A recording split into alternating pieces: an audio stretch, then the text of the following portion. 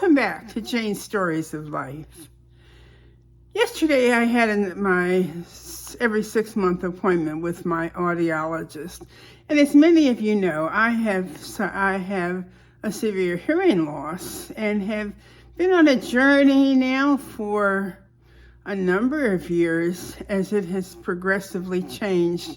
And I want to share some things today with you about that, about hearing loss, because as we get older, it's something that many of us experience. As you are getting together with relatives and friends during the holidays, you may find that some of the older members of your family or friends are showing signs of hearing loss. And sometimes, believe me, many of us are in denial and don't really know that that's what we're going through. And so I want to help perhaps build a little sensitivity about that topic. My mom had severe hearing loss in probably her late 60s, maybe. I'm not sure when hers started, but I don't know whether that had any bearing on mine or not. I probably started seeing a decline in my hearing maybe in my early 50s.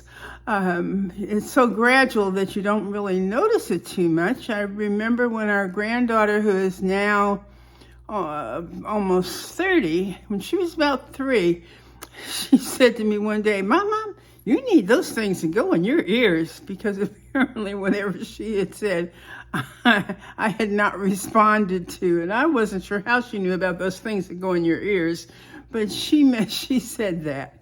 Also, about that same time, I was at a Soar's house, who happened to be an audiologist. I was there for a social gathering, and while sitting there talking to some of her friends, another audiologist friend of hers was sitting there, and as we spoke, he stopped for a minute. He said to her, Pam, set Jane up for an evaluation, or talk to Jane about getting an evaluation. So something in our exchange, I guess, set up a sense of awareness of him to him that I perhaps would benefit from a hearing screening. So that was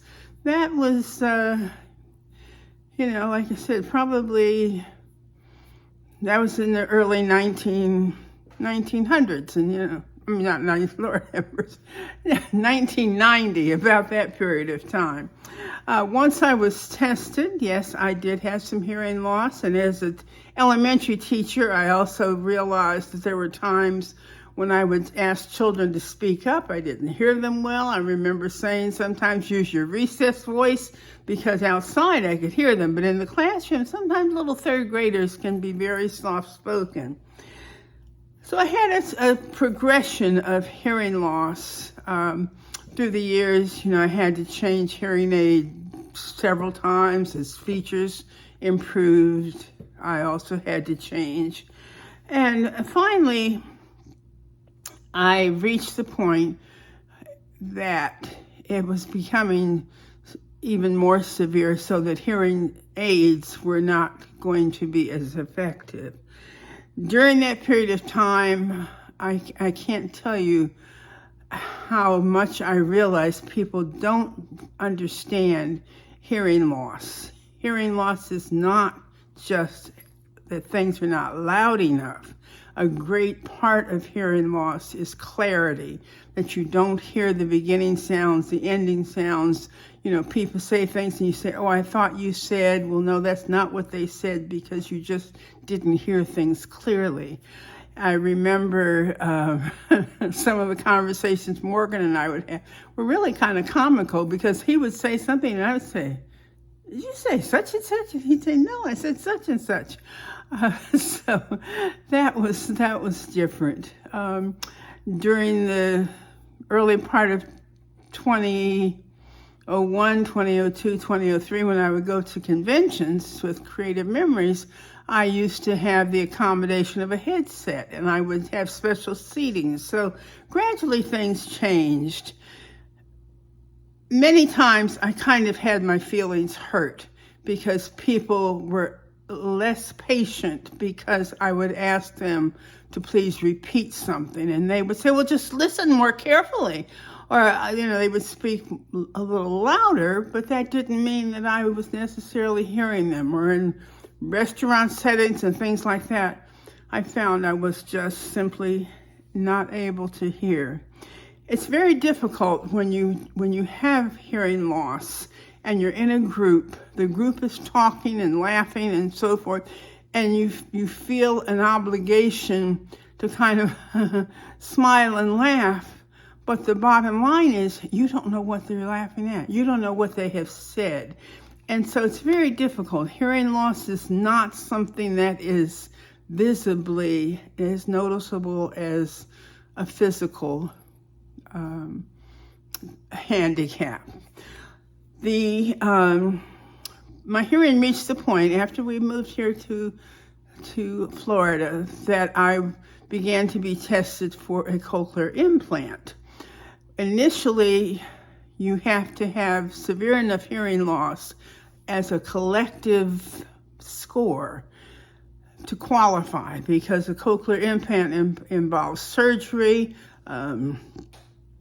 Without going into all of the technical things, basically your ability to have sound transmitted directly to your brain through normal circumstances is no longer an option. It's almost like somebody has cut the strings of a piano keyboard, so the sound will no longer go from point A to point B by the piano strings vibrating. That connection has been lost. And so with an implant, there is something implanted right under the skin, and then the implant, I'll put a picture there. The processor sends electronic signals to your brain. Your brain has to learn how to interpret those signals. So on this side, I have the processor, the cochlear implant. On this side, I have a hearing aid, and the two work together. The first time I was tested, one ear qualified, the other didn't. So I had to wait another year until my score was low enough that I qualified for the surgery. It's been 3 years now since I had it. Things have improved. I can now hear on the telephone because the Bluetooth signal comes right to my devices. Before that, I could not hear on the phone. I had a captioning phone, which did not work out well. I use closed captioning. I still do on the television and things like that. But it's a journey. It has been a journey for me. I don't hear anything without these. I have to be sure that I have them on and in. Before I had these, even with hearing aids, one night in Dover, we were leaving Route 1, exiting at Route 13. I was getting ready to go into the intersection. Morgan said, "Jane, stop." There were the emergency vehicles, sirens going in the, cross, which would have been across the path. Had I gone into the intersection, I probably would have been hit because I did not hear those signals at all. I don't hear without these devices in, so my hearing loss is quite severe. When I went to my audiologist yesterday, she wants to try to strengthen my processing, and so I have homework. Right after the surgery, I had the assignment of reading out loud for 30 minutes a day so that my brain could learn to process the sound, the electronic sounds. It's different, like a piano. Sound of a piano is different than the sound of a keyboard. And the brain has to interpret those sounds. And so I once again have been directed to read out loud every night for at least 30, or not every day for at least 30 minutes so that my brain becomes better and better at processing the sounds the signals, the electronic signals that it's getting. So as I said, I just hope that my journey, my experiences, building that awareness, one of the other things that's important for those of us who have hearing challenges, I still need to have somebody I need to face. And if you are dealing with somebody who has those challenges, they need to see your face, because even if you don't read lips, you need those visual clues.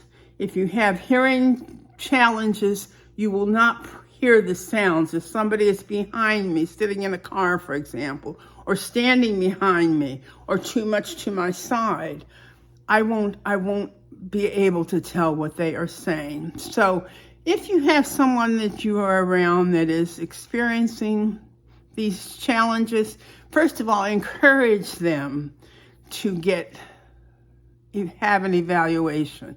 Many people are embarrassed to wear hearing aids. I know so many people of my age group, and Morgan was one of them, who qualified for hearing aids. He did get some, and they stayed in the drawer. He just would not wear them. He said, I don't need them. And I know so many people that have hearing aids that they do not use because either they need to have them. Sometimes you have to go back several times to have them readjusted. They don't want to have them readjusted. They feel self-conscious wearing them, and yet the world, you miss so much without the sounds, without hearing. So I just wanted to share that with you today. It's been a big part of my life now for quite some time. And I do cherish, as always, cherish the memories and pass them on. So, do you hear you now? Hopefully I hear you a lot better than I did. I don't hear in large settings. So my church service is virtual. The sound goes right into my devices by Bluetooth. When I go to sorority meeting, I can be sitting right in front of the lectern, right in front of the person with the microphone. I don't understand. I hear the volume, but everything is kind of garbled. I don't understand what's going on. So thank goodness for technology. Thank goodness for PowerPoint. Thank goodness for whatever. But I don't want to miss the hugs, the love, the experience of being with others just because of this disability. And it is a disability. So, as I said, cherish your memories and pass them on. Have a great week. Oh, by the way, the other thing that's funny, Morgan used to say, I'm a football fan, I yell and scream, and Morgan used to say to me, I feel sorry for whoever used to sit next to you at football games because they're probably deaf now too. That's it. Cherish your memories and pass them on.